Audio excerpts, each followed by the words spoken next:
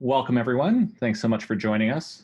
My name is Jason Labonte. I'm the Chief Strategy Officer at Datavant, and I'll be your host for today's webinar. Today, we're going to be talking about how using fit-for-purpose real-world data can help researchers better understand COVID-19, helps us make better decisions as our society reopens, and ultimately saves lives. And specifically, we'll be talking about a collaborative effort that we and other industry leaders have been working on since April, called the COVID-19 Research Database, which is the result of a cross-industry, nationwide consortium of companies and leaders who are contributing data, services, and technology for COVID-19 research, and making that data available to researchers for the good of the public. Our goals for today are twofold. We'll explain why linking real-world data across institutions is so beneficial and necessary to better understanding this disease, and we'll share more details on the COVID-19 Research Database effort, what researchers using the database have found so far, and how you can participate. And that includes everyone from companies who have data to contribute, to patients who have a research question they want to see investigated, to researchers who want to execute a study. My co-presenters today are involved with the database effort as well, and will be sharing their perspectives. Sally Rodriguez is the Chief of Staff and Director of Products at the Healthcare Cost Institute, and who serves on the consortium's Scientific Steering Committee.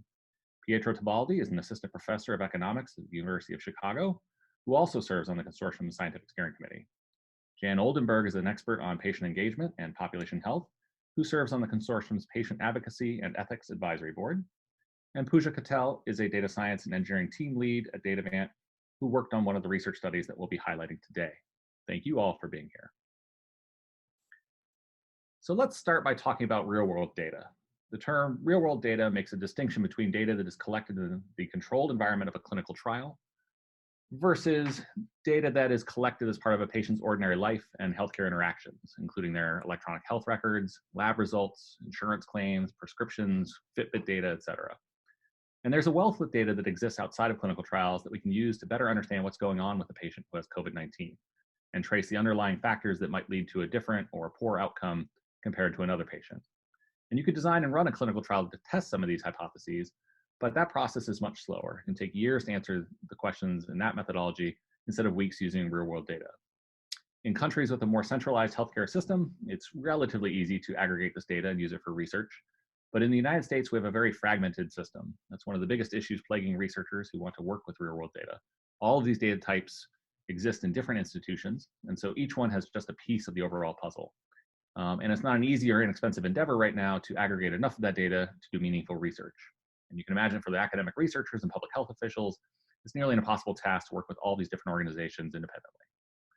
So at the outset of the COVID-19 pandemic, on the next slide, we saw a lot of rapid publications by physicians discussing the things they were seeing in patients they were treating, which were interesting signals, but on too small of a sample to be authoritative.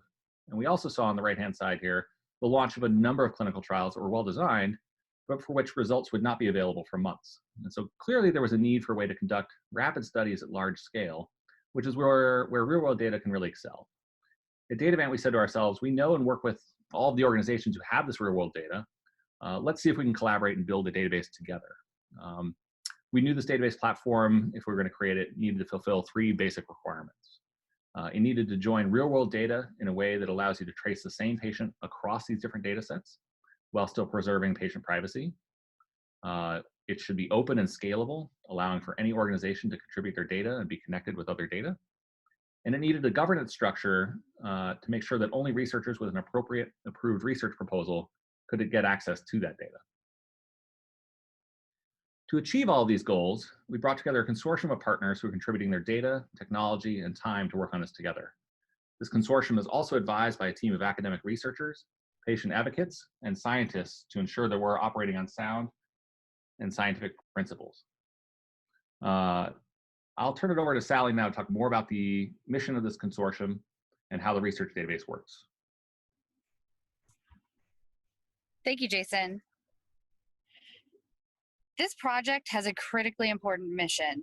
We want to provide rapid, free access to multiple kinds of real-world data to drive high-quality research that can be used to mitigate the effects of the COVID-19 pandemic. So we believe that answering the right questions faster can save many lives and help us reopen more safely. So I can give you a quick overview of how the database works. The consortium member organizations are all contributing data on a pro bono basis. Data access is limited to researchers pursuing non-commercial, nonprofit research that focuses on the impacts of COVID-19. In other words, the database is about benefiting patients and not corporations. And to that end, all of the data in the database is de-identified, and the technical architecture of the platform is designed to protect patient privacy. And Jan will talk more about our patient ethics and guiding principles later on. One of the things that excited me about this project as a longtime user of healthcare data is the amount and variety of data that are available. Both unique and linked data sets containing administrative claims, electronic medical records, death records, and consumer and demographic and behavioral data. So who gets access? Database access is granted for specific research projects that must go through a research proposal review process that I will describe in a moment. Only researchers who are approved through that process will be provisioned access to the data, and only to the data that they need to complete their approved study. Okay, so this slide will show you a visual representation of the research review process. After a study is submitted, a core triage group reviews the proposal to ensure that it meets the initial thresholds, including relevance to the COVID-19 pandemic, compliance with the terms of the data use agreements, and adequate privacy protection plans. After this initial step, all proposals will go through an additional round of review by a scientific steering committee that is made up of experienced academic and clinician researchers. We make an effort to match proposals with the most relevant experts. Those reviewers then assess the proposal's methodological rigor and whether the research team has sufficient expertise to perform the research. Finally, most proposals go through a final review step to be approved by the data contributor organizations.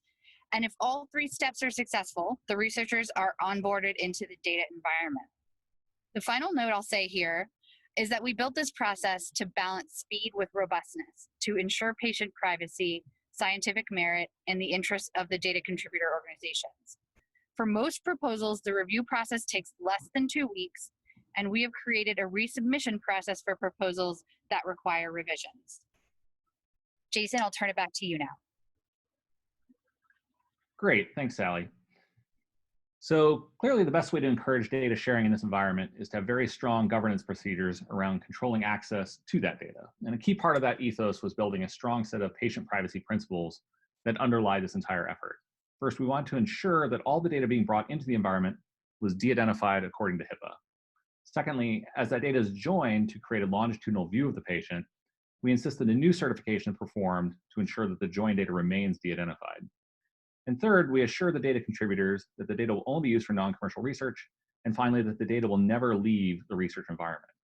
And we ensure these principles are enforced through the review process that Sally described, by Mirador Analytics, who ensures HIPAA compliance, and by Metadata and Snowflake's technical controls on the database environment itself. So here's where I want to highlight the importance of having data that is fit for purpose, because as that previous diagram showed, there is a lot of data out there that can be collected. If I'm trying to answer a question about what underlying social factors can lead to less or more severe cases of COVID in a given population, I need data that's well suited to answer that question. And in the example I just gave, there are potentially a few kinds of data that are fit for purpose. Demographic data that can provide information on race, household income, et cetera, and data like health records and claims that can tell me the severity of someone's disease and whether or not they were hospitalized. Having claims data alone, or for example, if I just had lab data with COVID testing results, that wouldn't help me be able to answer those questions. But lab data could be fit for purpose in answering other questions like, how often do antibody tests have false positives? So what data is available so far in the database? On this slide, I'll show you basically the backbone of the research database are the traditional real-world data sets that folks think of, which are insurance claims and electronic health records. Change Healthcare is one of the largest claims clearinghouses in the country, and is providing medical claims from over 900,000 providers. Symphony is contributing the pharmacy claims records from their integrated claims set, which represents almost all the retail pharmacy records in the United States. Office Ally is a claims clearinghouse that has a strong representation in the West Coast, which is traditionally a geographical gap that other data sets don't cover. In the EHR side, Paradigm, through their software solutions, has the largest collection of ambulatory EMR data in the United States. HealthJump, through their data integration services, provides a very large collection of ambulatory EMR as well. And Point Click Care offers EMR data for the long-term care setting, which is especially critical in COVID studies as this population is highly vulnerable. On the next slide, I will talk about laboratory data. So lab testing data is critical for understanding the natural history of the disease and disease burden, not only from understanding the incidence from COVID tests, but also from understanding the effect of the disease on other organ systems that can be seen through different diagnostic testing results. Ovation is providing lab data out of their clinical informatics tools, which includes infectious disease tests as well as genetic and other testing. ViraCore is providing lab data from their database of over 3,000 different testing options that they perform. And as we see researchers seeking to explore the effect of COVID on specific disease populations, we're seeing a growing interest in disease-specific data and patient-generated health data. And as an example, Gluco is providing diabetes testing data, which is populated by the patients themselves. A number of researchers have investigational hypotheses that require data points that are not found in traditional healthcare data sets. For instance, we're seeing a lot of evidence that the disease burden is being shouldered disproportionately by vulnerable populations. And so we need data to help researchers connect healthcare data sets to information about those patients' socio-demographic and behavioral circumstances. Analytics IQ and HealthWise have contributed social determinants of health data that covers most Americans. Through publicly available data and propensity scoring, these data sources can add important patient segmentation variables like race, income, access to housing, and other factors, as well as things like the likelihood the individual is a smoker, has had a flu shot, or other variables that may be important in understanding COVID pathogenesis. As we look at the long-term sequelae of the disease, one of the important outcomes of the disease and of treatments and vaccines that researchers need to measure is mortality. However, unless the patient dies in the hospital, mortality events aren't captured in healthcare data sets. Therefore, Munich RE and Datavant are providing mortality data that can be joined to those healthcare records. Munich RE obtains their records from life insurance claims, while Datavant obtains records from obituaries and the Social Security Administration. And we continue to work with other data sources, and we'll be adding new individual and linked data sets going forward into the database. So what's wonderful is that since we've launched this database in April, we have gotten a lot of interested researchers starting to take advantage of it. To highlight a few markers of progress, since launching this effort, we've had more than 1,500 researchers register on our website, representing more than 450 institutions. We've had more than 100 research proposals submitted into the process that Sally described, and 70 researchers are now live in the research database, having had their research proposal approved. This research database has also been featured in the FDA and Reagan-Udall's Evidence Accelerator meetings, and we look forward to the research studies that will make use of this database going forward. So we'll pivot now to talking about some of the early research findings that have come out of this database. I'll turn it over to Sally and Pietro, who are not only on the scientific steering committee, but they've also been part of the research teams who are using the data. So they'll talk more about the data they used and what they found. Sally? Thanks, Jason. So as you said in the intro, I work at the Healthcare Cost Institute, and we have a great group of analysts that were excited to dig into these data sets. One of the data sets available in the project that HCCI immediately gravitated towards was the Datavant collection of death records. It's becoming well known in the context of COVID-19 that we as a country do not have great data on who dies, when, and why. Federal government agencies rely on states to report deaths, but states have varying systems that make standard data collection challenging. So the death data set available through the database is regularly updated resource that culls records from online newspapers, funeral homes, online memorials, direct submissions, and more. So it goes beyond some of the other death reporting that's available in the ecosystem. This data set can tell us when and where someone dies, but not the cause. However, I would point out there are linked data sets available in the database that do combine death records with healthcare claims, allowing for richer analysis.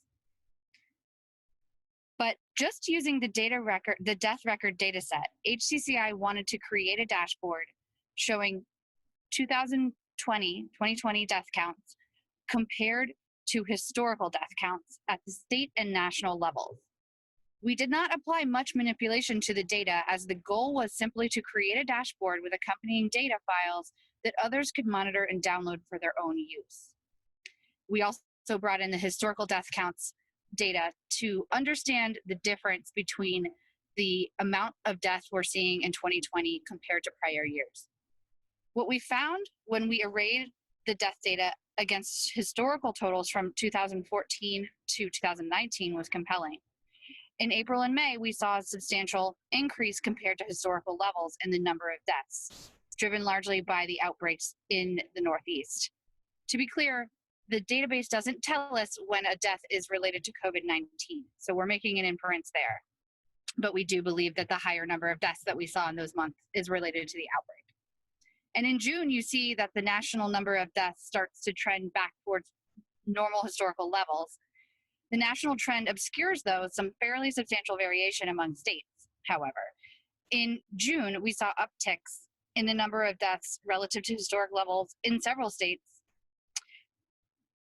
As a note, because death reporting practices vary across states, the intent is not to compare states against each other, but to compare them against their own history. So in the latest update, we saw that Louisiana had 23% more weekly deaths than the historic average. Arizona had 28% more, and Texas had 17% more. Those are just a few examples, and you can view the other states' data on the dashboard, which is updated on a weekly basis and is available to all for free on the HCCI website. Jason? Great, thanks, Sally. We'll turn it over to Pietro now to tell us about the Reopen Mapping Project. Thank you, Jason. So this project, I mean, I'm a health economist originally, and at some point in March, we were trying to reflect on this big question, right, of what do we open, what do we not open? Of course, there is obvious health and healthcare consequences of this epidemic, but if we shut down everything, the economic consequences are also very severe. So the goal was to develop a framework to analyze how alternative policies about what should be open and not, which people should be allowed to go to work regularly and who shouldn't, at the local level, right? And in a way to have a unifying framework to balance, to compare the healthcare consequences of different policies to the employment losses and ultimately to the economic consequences. For this purpose, I was in touch early on with the creators of this incredible initiative with the database, and I realized that a key ingredient would be to have almost real life EHR that would allow us to study the consequences of being infected with this virus in terms of your healthcare needs. And the most important one would be hospitalization and ICU usage are the one that we focused on the most with our team, which I should have mentioned is a big team combining people from Harvard, Berkeley, and Replica. So about Replica, I want to say this was our main data partner after the database. What Replica does, it uses information on individuals' mobility that is recorded from their cell phone data to create a synthetic population that is fully anonymous, but where we can observe encounters between different groups at the city level. So as you see, like in this figure, but you can learn a lot more if you go to the website of the Reopen Mapping Project. Different cities are going to have different levels of encounters between individuals of different age, economic status, but also comorbidity. And you need this information if you want to tailor a policy to how cities differ. And indeed, with our framework, using information from the database in terms of what are the consequences of being diagnosed with COVID-19 if you are in a certain group in terms of age and comorbidity. We combine these and we're able to analyze how, if I open schools, close big office buildings, open restaurants, and so on and so forth, what are the effects on how many ICU beds utilization I expect, how many people are out of their job. Again, this is an effort that really requires, and it benefited extremely from the combination of the data from the EHR that we update as often as possible from the database, where we focus almost exclusively on those that we can identify as COVID patient, on the more severe the more severe types of COVID patient, with the mobility data that is coming from this partnership with Replica. Our main results, beside highlighting heterogeneity and differences between different cities, they showcase how policies by which you alternate days in the office or days in school, or policies in which you say, well, if your job allows you to be productive while staying at home, do so. If instead your job is asking you to go to the office or to the workplace, do so. These two policies, they seem to be extremely effective in, at the same time, controlling the epidemic outbreaks while also limiting economic losses. Of course, there is a lot of questions. We still work on this. The website is updated almost daily with new results. We now have results for Chicago, New York, Sacramento, and Kansas City, and we work on a rolling basis to add additional findings, including the importance of wearing masks or the importance of targeted testing. I will stop here. Great, thanks so much, Pietro. This last example we'll touch on was a joint effort between Dustin French, a researcher at Northwestern University, and data scientists on the Datavant team. So we'll turn it over to Pooja to tell us more. Thanks, Jason. So I'll talk a little bit about the study that Dr. French and my colleagues here at Datavant conducted. And for this study, our goal was to basically analyze how socioeconomic and demographic factors, specifically race and income, affect the spread and severity of COVID. So particularly early on in the pandemic, lab data with regard to COVID diagnoses has been pretty incomplete in recording race and ethnicity information. So for that reason, in order to really study how these factors affect COVID diagnoses, it was really important for us to be able to join multiple data sets together at the patient level and augment this medical data with sort of these demographic and socioeconomic attributes. So I'll start by giving a little bit of background on the data that we studied and the methods we used in our analysis. So there were 3 data sets that we joined together at the patient level. The first was the mortality data set that Sally also touched on, which contains information from government agencies and online newspapers, and covers about 80% of annual US deaths. The second is a medical claims data set from the Claims Clearinghouse Office Ally, which has about 3 billion claims on over 100 million unique patients over the last 7 years. And this data set can tell us whether a patient was diagnosed as COVID positive by a physician. The third data set is the Analytics IQ consumer data set, which has a variety of consumer attributes on more than 240 million individuals and includes information on income, housing, and lifestyle. And for the purposes of this study, although there are many other pieces of demographic or consumer information, we only studied the demographic and income data.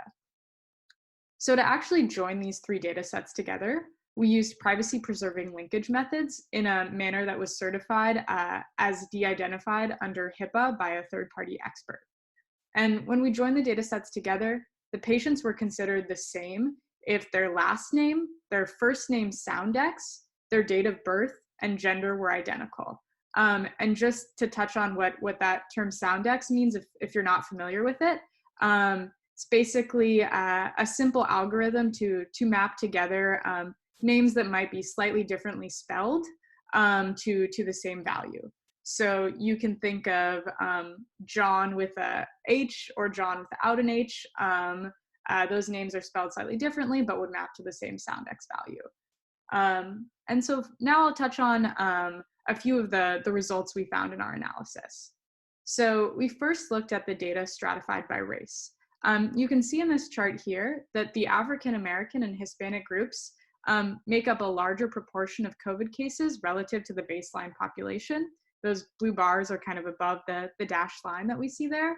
But the Caucasian group makes up a much smaller proportion of COVID cases relative to their baseline. And this matches up with a lot of information we've seen published by the CDC and other sources that tells us that the severity of COVID is largely impacted by race. It has a big effect. And on the next slide, we do a similar comparison for income. So we broke out our group into 4 income quartiles, and we can see that the first income quartile, which is made up of people with an annual household income less than 49K, is dramatically overrepresented in COVID deaths. While the other groups seem to be largely constant, although the highest income quartile is pretty underrepresented in COVID deaths. And then on the final chart on the next slide, we took a look at race and income together. So it's been shown that, especially in the United States, race and income are highly correlated. So we wanted to see if the effect of one of these variables could be explained by the other.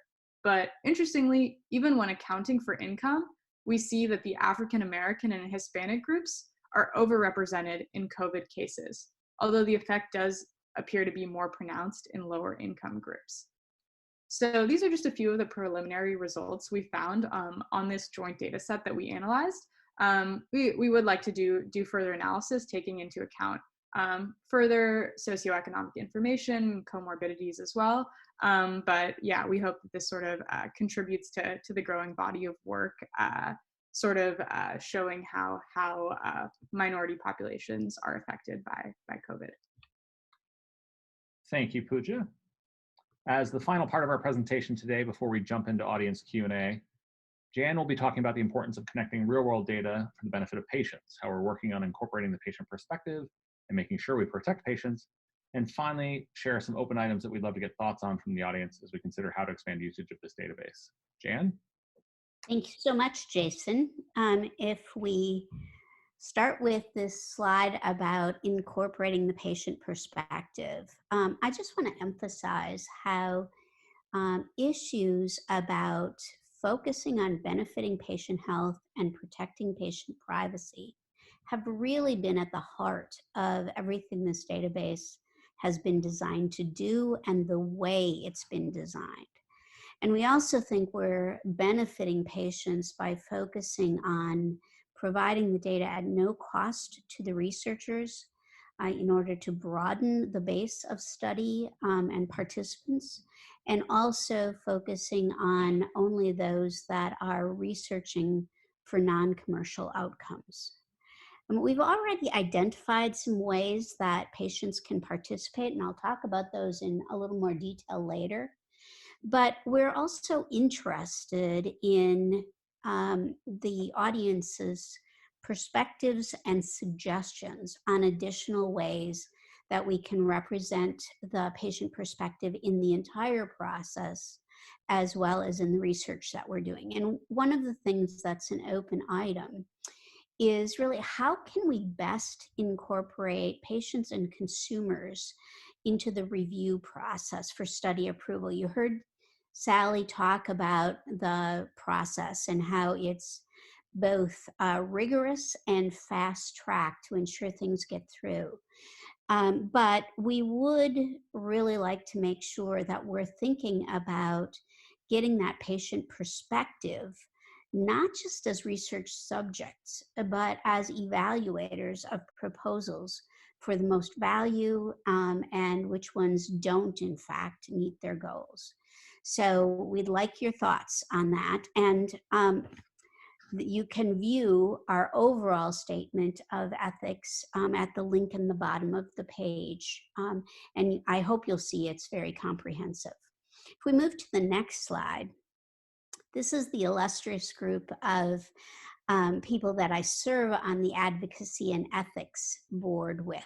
And I think everyone here has a really significant interest in the patient's issues, in protecting their privacy, and in getting outcomes that are really valuable to them, but in an ethical way. We're really interested in your feedback, both in the formal ways that you'll see at the end of this presentation, and also informally. At least 3 of us are pretty active on Twitter, and we really encourage you to contact us, give us suggestions, feedback, etc. Because we'd really like to make sure that this is as valuable as possible for the communities we serve. And it's only appropriate also that I mention that this is one advisory board, along with a number of them that cover everything from the science of the database to the governance of the process and beyond. So there's a link to the full list of advisors, and I think you'll be as impressed as I am about the quality of people involved with this initiative. If we move to the next slide, we've started to think about some of the value that this data and the research it can engender can provide for patients and caregivers and consumers in general. So one of the areas we're really looking at about real-world data is how different diseases and comorbidities interact with COVID-19. I happen to have asthma, and so I followed with great interest the frankly confusing information about how asthma interacts with COVID. And we know that there are a host of interest groups on various diseases and conditions that we may be able to add information, suggest questions, etc. But we've already seen that there's potentially benefits in this data set for understanding the impact on other underserved communities and with socioeconomic factors. And we think we're just at the starting point of what we can uncover. And I will also mention that we'd love to be able to do some research on what people are calling the second wave of COVID impacts, which is the prevalence of mental health issues that are stemming from the social isolation that many of us are experiencing. And we've included a study from JAMA in April that was looking at comorbidities with COVID. And we've highlighted some things that we think are missing from that study and the data set they had available to them that we think real-world data can really make a difference with, and that we can enrich studies like this in the future. If we move to the next slide, we also think we've got the ability to impact clinical trials, even as they're going forward, by connecting our real-world data sets to the data sets that they're generating, so that we can faster get to information about what treatments and vaccines are really working for people, and if they're not working, what is going on and what some of the outliers might mean.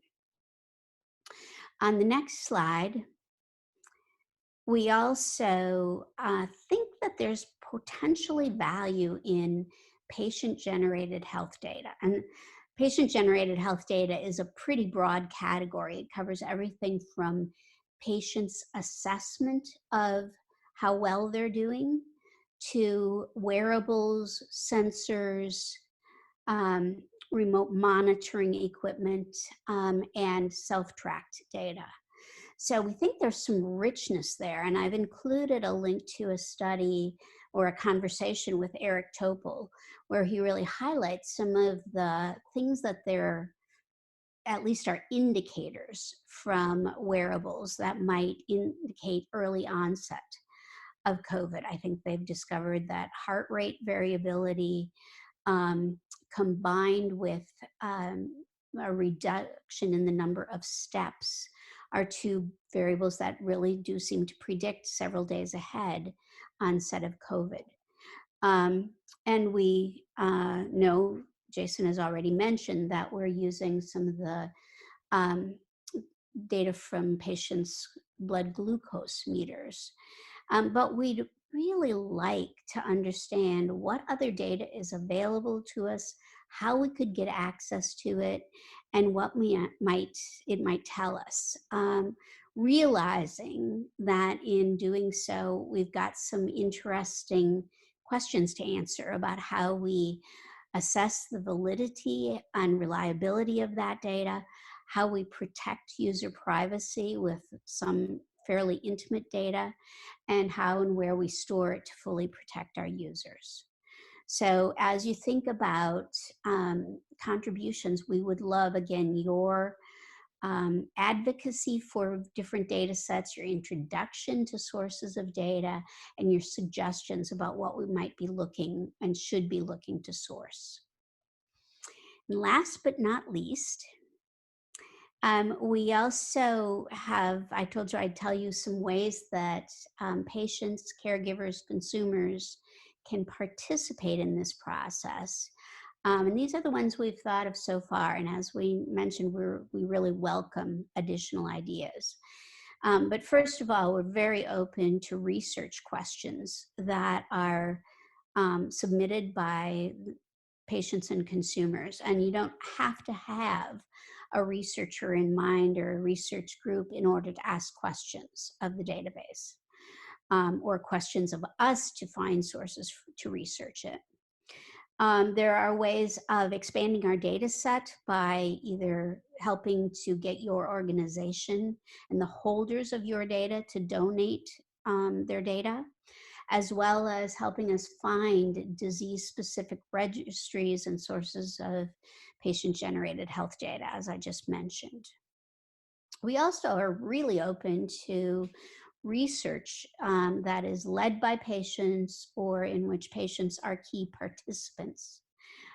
So you can do that pairing with a researcher, referring researchers that you're aware of to us to answer questions, or literally helping co-design studies.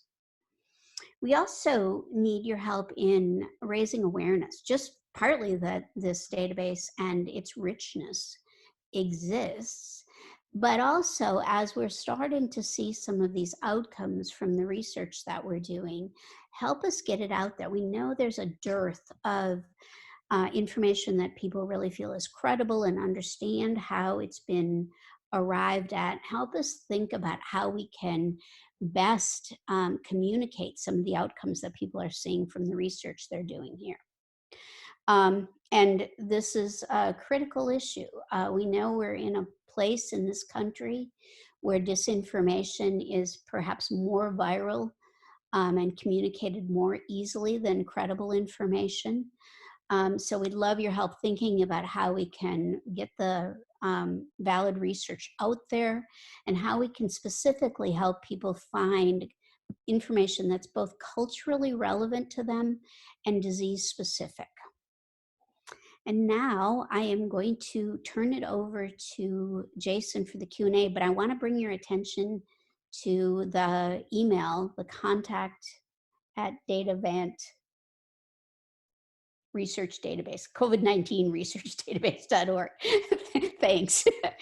But please, if you've got suggestions, ideas, etc., that's a quick way of getting feedback into us. And now, Jason, back to you. Great, thank you, Jan. So now we'll open it up for comments and questions from the audience. For example, if you have thoughts on the open item Jan mentioned on information sharing, that would be great. But questions of any topic are fully welcome. While you're thinking of questions to ask, we'll have this next slide up with information on where to go to learn more and how to get in touch, as Jan mentioned. I think it has that email address as well as others. Please do go ahead and submit your questions. To enter a question or comment, you can use the Q&A function in Zoom at the bottom of your screen. There should be a little icon there at the bottom. we'll try to get to as many questions as we can, but if we don't get there live today, we'll follow up with you via email. And so it looks like we have a few questions that have already come in. Let's start with a question for slide 17, which I believe was on the death data that Pooja presented. Were those results statistically significant regarding the cases and the deaths? Yeah, I can answer that question. This was an exploratory analysis that we did to sort of generate viable hypotheses for further studies. So we plan to do statistical tests on these in the future, but the results I presented have no statistical significance tests applied to them. Great. Let's see. Sally, there is a question on your dashboard that the questioner is on the website and can't find the death data dashboard, and can you provide a link? So I don't know if you know it offhand, but certainly if not, we can provide that after the fact. But if you know it, sure. So if you're on the HCCI website, just to be clear, it's not on the COVID-19 research database website, or it may be, but my familiarity is more with the HCCI website. So if you go to healthcostinstitute.org and then you go to under research, there's a thing called all HCCI reports. If you bring up all of the HCCI reports, it's like the second or third down. But we can follow up with a link after this. Great, thank you. There is a question that reads, to understand COVID's effects on racial disparities, it would be useful to be able to combine data on utilization and spending with other data that includes sociodemographic data. My understanding is that combining data sets is not available. Is that still the case? So great question. As we talked about earlier, a lot of the value is in being able to pull different fields from different data sets and join them to answer some of these important questions. As Pooja's study showed, we can link data sets together so long as they remain de-identified pending expert certification under HIPAA. That process takes a little while, and Mirador Analytics is providing that certification pro bono. But it is definitely an option, and so we continue to not only add individual data sets, but linked data sets to the research database. And as researchers come in with questions that require a data linkage event, that goes through the scientific steering committee process that Sally walked through, and we put that in the queue of linked data sets to get certified and joined and made available. So definitely, depending on what data you need, definitely submit that as part of your research proposal, and we'll work on getting that linked up for you. Let's see. Another question is, I'm one of the researchers actually working on the data now and see many angles from which to derive insights. How long may this data be available? Assuming vaccines are going to be available in the next 6 to 12 months, are we going to continue this effort, but perhaps with a focus shift to the longer term effects of COVID-19? Which is a great question. I think there's a couple perspectives there. One is, yes, being able to investigate the long-term outcomes of some of the therapeutics and vaccines that are in trials now, understanding some of the long-term sequelae of the disease. I think we've seen hints in research so far that there can be neurological and all sorts of other manifestations post the kind of acute phase of the disease. So seeing that would be important. And I think we've seen, unfortunately, from things like Surgisphere, the necessity of having data available over long term to validate results and make sure that the projects had the integrity we're looking for. So our goal is to have this up for at least a year to allow those activities. Beyond that, I'm not sure, but that is at least the initial goal, is to have it at least for that long of a period.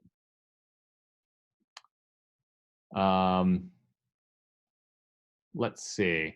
There's a question, how are you able to ensure all providers adding de-identified patient data are using similar token schemas across their data sets?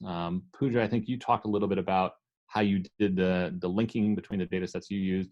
You want to talk about how that works in terms of ensuring that different data sets are using the same token scheme? Sure. Yeah, I can touch on that.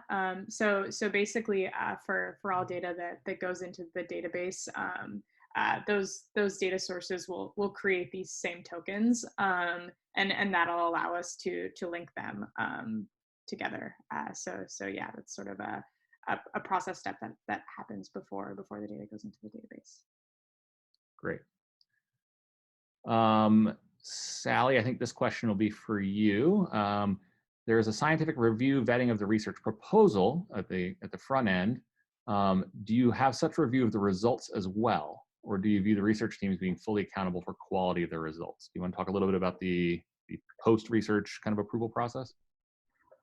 Sure. So to be very honest, we're still fairly early in terms of getting results out of the database. Obviously, we've highlighted a few of those today.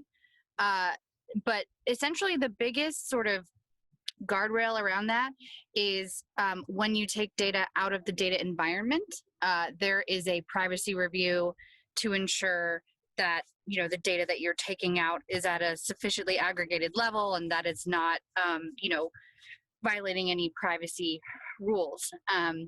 So it does get reviewed in that sense, but currently we have no formal review process for the results themselves. So I would say it's fair to say that the quality of the research is largely up to the research teams, although our scientific steering committee certainly has expressed interest in seeing all of the work that comes out of the project. So while I don't think we have a formal requirement that it go through that review, it's certainly something that we would offer and encourage.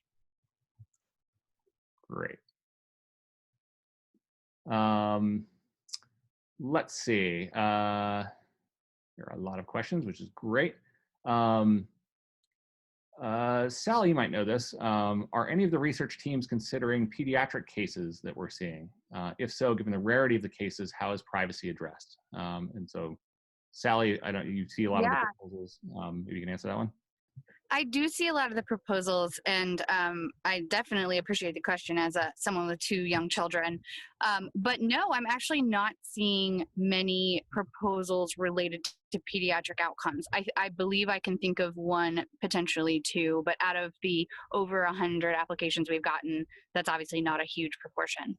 And I definitely think it's an important topic that I hope people will apply to use the data in that way. On addressing the privacy side of that, the certifier, when the data goes in, as I think we mentioned, ensures that the data is de-identified. But there is a second privacy check on the data as it comes out. And so while they've done the statistics on the data set as a whole to ensure that there's a very low re-identification risk per HIPAA, we double check the results coming out to make sure that it isn't such a small data set that it can be revealing of identity. So that is how we are controlling for privacy, even in some of these smaller cohorts. Let's see.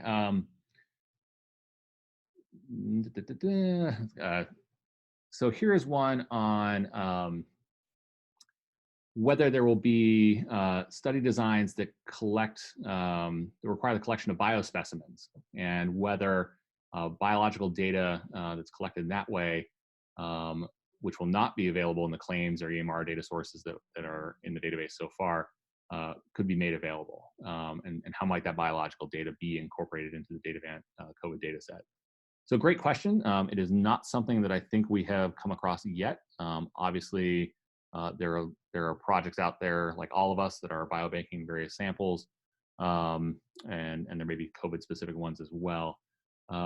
So right now, the database is scalable to accept new data sets, and so if there were biobanked samples and that had various testing done on them, we could incorporate that data into the database so long as it met the de-identification and privacy standards. As I think we alluded to in the privacy principles slide, the data can't go out, but more data can come in. And so we can control access to that data to ensure that whatever the privacy restrictions are and what patients have consented to is maintained inside the research database environment. But that is possible to bring that data into the environment. Great. Let's see. Would it be possible to have a workshop that would walk us through basic things about the database, such as what kind of information is included in each one, how we can link them, etc., which I think is similar to another question here, which is that until you get into the data, it's hard to know what's in there and write a research proposal, and how do we deal with that chicken and egg question. So maybe Sally, do you want to talk a little bit about the knowledge base that is made available to researchers kind of before they create the proposal? Yeah, absolutely. And I think this is a slightly missing piece, but, based on everything we've talked about, because when you go to the landing page, the website for this project, you will not immediately see the wealth of information that's there about the available data and the process. What you have to do as a first step is register on that site. And that's how we do what's called an end user agreement, which is basically a data use agreement, so that folks are attesting that they will respect the information that's behind that wall. So once you register for the website, you can get access to what we're calling the knowledge base, and that will have data dictionaries and detailed FAQ documents associated with every single data set that's available in the database. It will also talk through any linked data sets that are already available. And we're working to put up a matrix that you can use as kind of a first step to get some high-level comparison points for all the data sets that will help you kind of decide which ones might be the best suited for your research. And then you can go into those data dictionaries and those FAQs and get a lot deeper. Great. Yeah, I definitely recommend if you're interested, registering at the web address you see here and getting into that knowledge base and looking at the resources that are outlined there. But it's actually a good idea to have a workshop as well. So that's something we'll take under advisement. Quick and easy question, will these slides be made available after the Zoom meeting? Yes, I think we will be sharing the webinar recording, I think probably early next week once we've got it all set up. So anything you've missed or want to share with others will be available through that recording. Another question is, in a disease like COVID-19, it's really important to do analysis on severe patients, and the severe patients typically require hospitalization. What would be the best database to analyze inpatient data? Great question. We have EHR data from two sources, but it's both from an ambulatory setting. So that is typically not where you're going to see patients in ICU and on ventilators and a lot of the things we see in the acute phase for kind of the most severe patients. You will see a lot of those visits for the non-severe patients. So that's definitely, depending on which question you're trying to answer, those EMR data sets might be useful. For the inpatient data set, I would recommend the claims data as being the best place to see that type of information. Let's see, I think we have time for a couple more. I'm one of the researchers using the database. Would it be possible to have an abbreviated process for importing data which is already known to be public use, such as publicly available census and CDC data? That is a good question. We have focused on data that is linkable, in which the linking tokens can be added so that you can join across data sets. But there are de-identified publicly available data sets that could be useful for baselines of understanding overall, population sizes in different areas to provide the baselines, such as the Pooja reference in her study. So we'll take that under advisement. We have a decently long queue of data to bring in, but we, as I said, plan for this to be up for a while. So we can definitely think about adding those data sets into that queue. So good suggestion.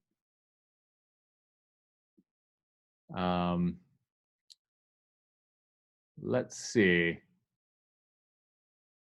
Here's a question. How exactly would data for a given proposal be distributed? Would it be available via FTP? Or analyses intended to be conducted on a remote desktop that connects into the database? Great question.